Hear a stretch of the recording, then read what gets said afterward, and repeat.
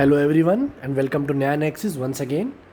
So in this today's video we are going to deal with Indian polity 100 most important question. Okay. So ये सभी competitive exam के लिए बहुत ही helpful रहेगा. UPSC, NDA, CDS, bank, railway, SBI, PO, clerk, RBI, all the law entrance examination, CLAT, AILET, SET, BLAT and for any other competitive examination. ठीक है. तो चलिए आज का वीडियो हम स्टार्ट करते हैं. सो सबसे पहला, who is widely regarded as the architect of the Indian constitution. तो सबको पता है डॉक्टर भीमराव अंबेडकर को कहा गया है architect of the Indian constitution, क्योंकि वही चेयरमैन थे ड्राफ्टिंग कमेटी के जो कि कॉन्स्टिट्यूशन बनाने के लिए निर्धारित की गई थी. Second, who was the first president of the constituent assembly. So हमेशा याद रखिएगा जो फर्स्ट प्रेसिडेंट थे वो थे सच्चिदानंद सिन्हा, ना कि राजेंद्र प्रसाद. बहुत लोग इसमें कन्फ्यूज होते हैं. जो फर्स्ट प्रेसिडेंट थे वो थे सच्चिदानंद Sinha. An idea for a constituent assembly of India was proposed in 1934 by M.N. Roy. ठीक है. तो M.N. रॉय ने कॉन्स्टिट्यूएंट असेंबली का आइडिया सबसे पहली बार कब प्रपोज किया था? 1934 में. Then who was the first president of the republic of India. Bharat का पहला राष्ट्रपति सबको पता है doctor Rajendra Prasad. Who was the last governor general of India. सबको पता है C Rajagopalachari. Who was the chairman of the constituent drafting assembly. ठीक है. अब ड्राफ्टिंग कमेटी का चेयरमैन कौन था? डॉक्टर भीमराव अंबेडकर. इसलिए इन्हें क्या कहा गया? Architect of the Indian constitution. Now who was the last British governor general of India. Lord Mountbatten. ठीक है. तो लास्ट ब्रिटिश गवर्नर जनरल कौन था? Lord Mountbatten. और last governor general of India कौन था? सी राजगोपालाचारी. अब who were the members of the cabinet mission formed in 1946. ठीक है. तो जब आप पढ़ेंगे हिस्ट्री, इसका कॉन्स्टिट्यूशनल हिस्ट्री, तो आप देखेंगे कैबिनेट मिशन बना था 1946 में. तो इसके 3 मेंबर थे. कौन कौन थे? पैसिफिक लॉरेंस, स्टेफर्ड क्रिप्स और ए अलेक्जेंडर. ठीक है. अब constitution of India was adopted on 26 नवंबर 1949, जिसको हम लॉ डे भी कहते हैं. ठीक है. इस दिन हमारा भारत का संविधान हमने अडॉप्ट किया था. प्रियम्बल पढ़ेंगे आप तो नीचे लिखा रहता है we do hereby adopt, enact and give ourselves to this constitution on this 26 day of November 1949. ठीक है. तो ये अब कॉन्स्टिट्यूशन फोर्स में कब आया था, लागू कब से हुआ था?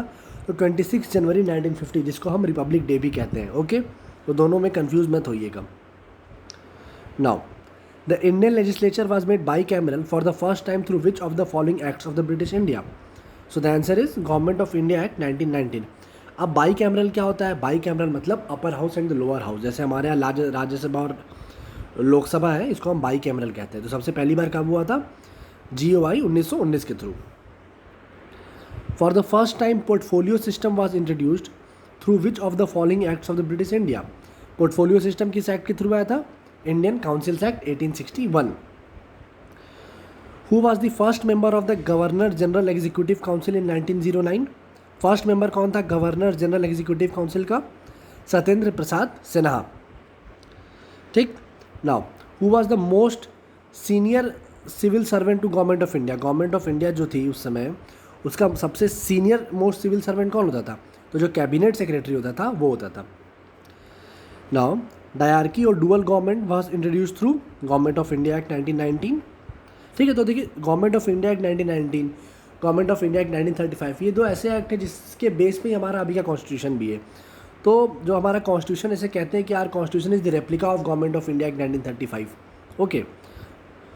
Now for the very first time separate electorate was given to Muslims through which of the following act of British India.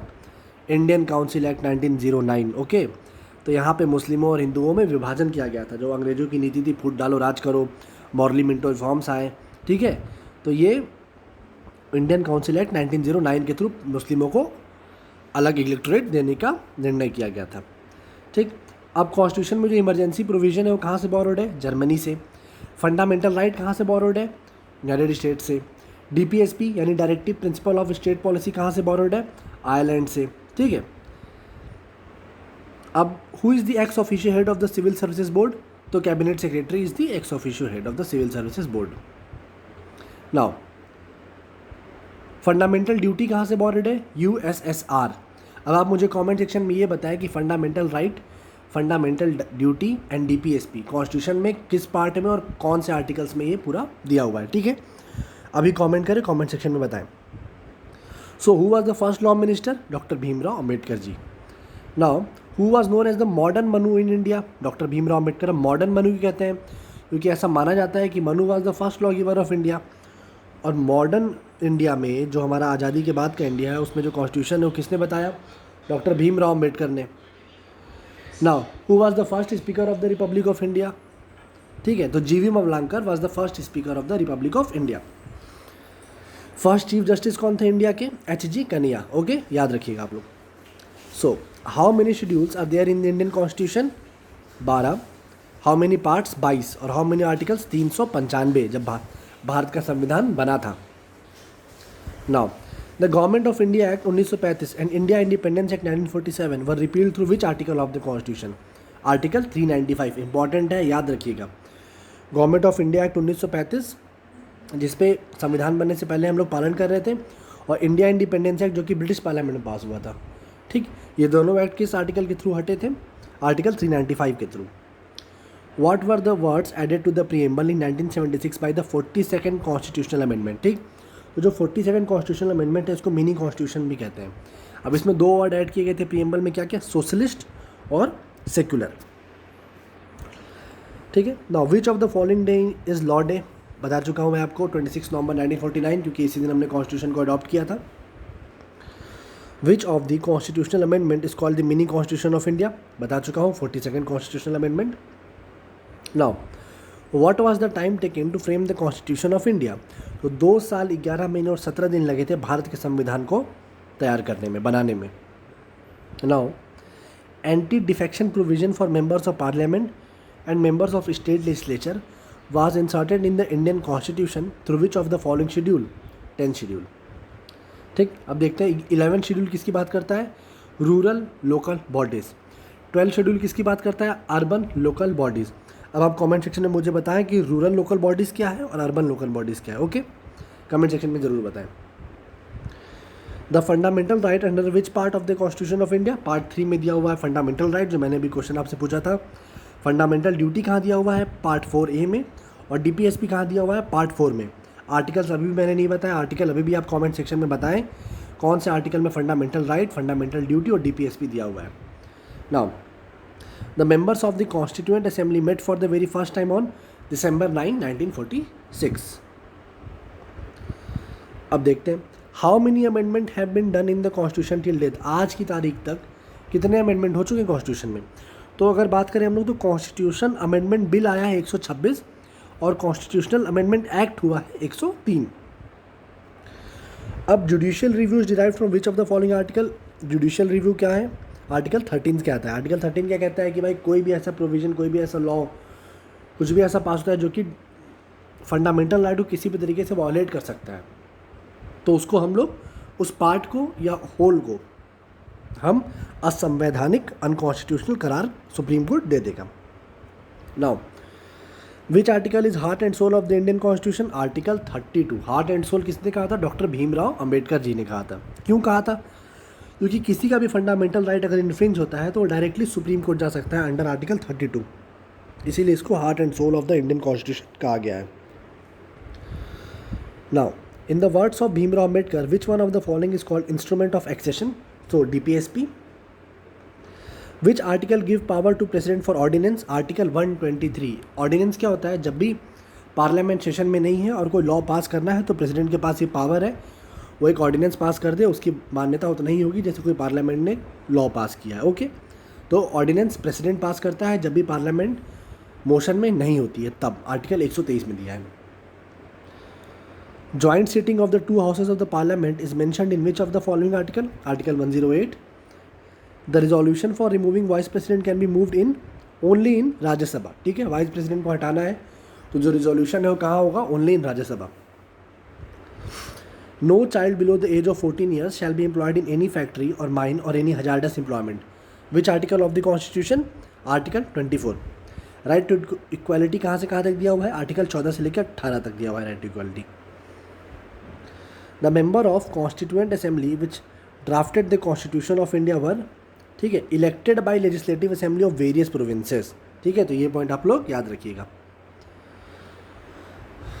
Who signs the bill passed by the two houses of the parliament on behalf of the president during his absence? तो vice president pass करते हैं अगर president absent है तो। India gave up the status of dominion on August 15, 1947। ठीक है, अब ये डोमिनियन स्टेटस क्या था? We were the dominion of Britishers. Okay, हम लोग ब्रिटिश के डोमिनियन थे। तो ये हमने कब छोड़ा उनकी गुलामी? एक तरह से 15 अगस्त 1947 से, जब से हम आज़ाद हुए। ठीक, अब fundamental duties were inserted through 42nd constitutional amendment. याद रखिएगा, इंपॉर्टेंट क्वेश्चन है। फंडामेंटल ड्यूटी कब आया था? जब कॉन्स्टिट्यूशन बना था तब ओरिजिनली फंडामेंटल ड्यूटी उसमें नहीं था। फंडामेंटल ड्यूटी आया है 42nd कॉन्स्टिट्यूशनल अमेंडमेंट से। Right to property has deleted as a fundamental right and made it as a legal right by 44th amendment. पहले राइट टू प्रॉपर्टी जो थी वो फंडामेंटल राइट थी, पर अब क्या है, वो लीगल राइट हो गई है। Okay. Recommendation to the president on the specified union state physical relation are made by the Niti Aayog. Niti Aayog का फुल फॉर्म क्या है? National institute of transforming India. Okay. Which article talks about the finance commission? Article 280। Who appoints the finance commission? Finance commission का जो गठन है वो कौन करता है? वो राष्ट्रपति करता है। Now what is the maximum number of days Rajya Sabha can delay passing of money bill? ठीक है, माफ़ कीजिएगा स्पेलिंग मिस्टेक, मनी बिल है वो 14 दिन। ठीक है, मनी बिल जो है वो पास सिर्फ लोकसभा से हो सकता है, राज्यसभा में हो जाता है 14 दिन के लिए। राज्यसभा चाहे तो उस पर रिकमेंडेशन दे सकता है या चाहे तो उसको एज इट इज़ लौटा देता है, और 14 दिन तक अगर राज्यसभा कुछ भी नहीं करता है तो बिल वापस लोकसभा में आ जाएगा और लोकसभा उसको एज इट इज़ पास कर देगा। Economic justice as one of the objective of the Indian constitution is provided in the DPSP। ठीक है, अब the purpose of inclusion of DPSP is social and economic democracy. Now the authorization and withdrawal of funds from the consolidated fund of India must come from the parliament. ठीक है, consolidated fund of India में से कितना धन निकालना है, क्या करना है, उसका रिकमेंडेशन कहाँ से आएगा? पार्लियामेंट के यहाँ से आएगा। रिकमेंडेशन या कह लीजिए ऑथराइजेशन, अधिकार किसके पास है? पार्लियामेंट के पास है। All revenues received by the union government by way of taxes and other receipts for the conduct of government business are credited to consolidated fund of India. जितना भी धन होता है, राजकोष होता है, वो क्या कहाँ होता है? कंसोलिडेटेड फंड ऑफ इंडिया में। The authorization of withdrawal of funds from contingency fund of India must come from the president of India. चलिए, ये तो था कंसोलिडेटेड फंड। अब कंटीजेंसी फंड क्या है, ये आप मुझे कमेंट सेक्शन में बताएं। What is the difference between the consolidated fund and contingency fund? ठीक है, आप कमेंट सेक्शन में मुझे ज़रूर बताएं। नाउ अब consolidated and contingency fund are mentioned in which article? Article 266 and 267, 266 and 267। When the annual union budget is not passed by the Lok Sabha, then the PM of India submits the resignation of Council of Ministers। ठीक, अगर annual union budget है वो लोकसभा पास नहीं करती है तो prime minister को अपने कैबिनेट समेत इस्तीफा दे देना होता है। Which of the following shall cause every recommendation made by the finance commission to laid before each house of the parliament? The president of India. Finance commission के जो भी रिकमेंडेशन है वो पार्लियामेंट के सामने कौन रखेगा? वो राष्ट्रपति रखेगा। फाइनेंस कमीशन गठन कौन करता है? वो राष्ट्रपति करता है। Now which of the following is responsible for the preparation and presentation of union budget to parliament? Department of economic affairs. Now national emergency कहाँ दिया हुआ है? आर्टिकल 352 में। ठीक है, प्रेसिडेंट रूल या फेलियर ऑफ कॉन्स्टिट्यूशनल मशीनरी कहाँ दिया हुआ है? 356 में। और फाइनेंशियल इमरजेंसी 360 में। तीन तरह की इमरजेंसी हमारे यहाँ। नेशनल इमरजेंसी जो कि लगती है वॉर, एक्सटर्नल एग्रेशन और आर्म रिबेलियन के केस में। प्रेसिडेंट रूल लगता है जब फेलियर ऑफ कॉन्स्टिट्यूशनल मशीनरी होती है किसी भी स्टेट में, जैसे रिसेंट आपने देखा महाराष्ट्र में लगा था, फिर सुप्रीम कोर्ट ने फ्लोर टेस्ट के लिए बोला। ठीक है, और फाइनेंशियल इमरजेंसी कहाँ अब आज तक कभी यूज़ ही नहीं हुई है फाइनेंशियल इमरजेंसी भारत में, तो ये दिया हुआ है आर्टिकल 360 में। Now the president of India can seek advice of supreme court under article 143। ठीक, तो सुप्रीम कोर्ट का एक एडवाइसरी फंक्शन भी होता है, तो वो प्रेसिडेंट को एडवाइस कर सकता है जब भी प्रेसिडेंट को एडवाइस सुप्रीम कोर्ट से चाहिए। ठीक है, now election commission of India is a constitutional body. Right against exploitation is given in article 23 and 24। Cultural and educational right is given in article 29 and 30। Now republics and ideals of liberty, equality and fraternity in the preamble of the Indian constitution, ये कहाँ से बोरो किया गया है? France से। Now अब citizenship किन किन तरीके से मिल सकती है? By birth, by descent and by registration. ठीक, अब बताइए मुझे कमेंट सेक्शन में सिटीजनशिप कॉन्स्टिट्यूशन के किस पार्ट में और कौन से आर्टिकल में दिया हुआ है। Now freedom of speech and expression article 90, protection of life and personal liberty article 21 जो सबसे अधिक हाईलाइट में रहता है, मीडिया में रहता है। अभी जैसे केस हो गया है कि ये जो आपका ऐप लॉन्च की है सरकार, आरोग्य सेतु ऐप, ये इन्फ्रिंजमेंट है राइट टू प्रिवेसी का अंडर आर्टिकल 21। ठीक है, तो आर्टिकल 21 दिया हुआ है right to life and personal liberty में। Protection against arrest and detention article 22 and freedom of religion article 25। Now the vice president act as the ex officio chairman of the Rajya Sabha. ठीक, तो vice president ex officio chairman होता है राज्यसभा का। Collective responsibility of the union government mention under which of the following articles of the Indian constitution article 75। अब money bill को कौन कहता है कि मनी बिल है? स्पीकर ऑफ लोकसभा के पास पावर है कि वो मनी बिल को, किसी भी बिल को बताए कि ये मनी बिल है कि नहीं है। नाउ ये इंपॉर्टेंट है, who was the only person to have served in all 3 offices as chief justice of India, president and vice president? Mohammad Hidayatullah साहब। ठीक है, तो ये CGI भी थे, प्रेसिडेंट भी थे और वाइस प्रेसिडेंट भी थे। Who was the only president to serve 2 terms in office? Dr. Rajendra Prasad. Who was the first woman speaker of Lok Sabha? Meera Kumar. Who was the speaker of 2 Lok Sabha? GMC Balayogi. ठीक है, 2 tenure था इनका। The Constituent Assembly was set up under the Cabinet Mission Plan. ठीक है, Equal Justice and Free Legal Aid is given under Article 39A DPSP. ठीक है, Equal Justice and Free Legal Aid. Organization of Village Panchayat is mentioned in Directive Principle of State Policy. Now, who is the first citizen of India? President. Who is the chief of the armed forces? President. ठीक है, तो जो हमारी तीनों सेनाएं हैं, army, navy and air force, का जो हेड होता है, चीफ होता है, वो होता है हमारा president. Which schedule of the Constitution of India includes emoluments payable to the president and governor? So second schedule में ये दिया गया है provision. Which schedule includes oaths of offices for elected officials and judges? Third schedule में। Union state and concurrent list कहाँ दी गई? Seventh schedule में।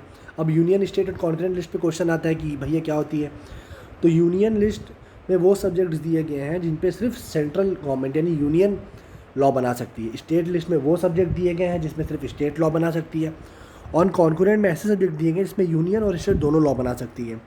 ठीक है, now the power to make any provision with respect to all matters relating to citizenship rest with parliament. ठीक है, citizenship से संबंधित किसी भी तरह का कानून बनाने का अधिकार किसके पास है? पार्लियामेंट के पास। Which article talks about citizenship? देखिए मैंने पूछा था पहले क्वेश्चन, सिटीजनशिप दिया गया है पार्ट 2 में article 5 to article 11। Now who is the chairman of the national development council? Prime minister. अब what are the writs issued by the supreme court and high court? ठीक है, mandamus, habeas corpus, certiorari, quo warranto and prohibition. ठीक, तो ये जो writ होते हैं 5 तरह के, ये सुप्रीम कोर्ट और हाई कोर्ट दोनों इशू कर सकता है।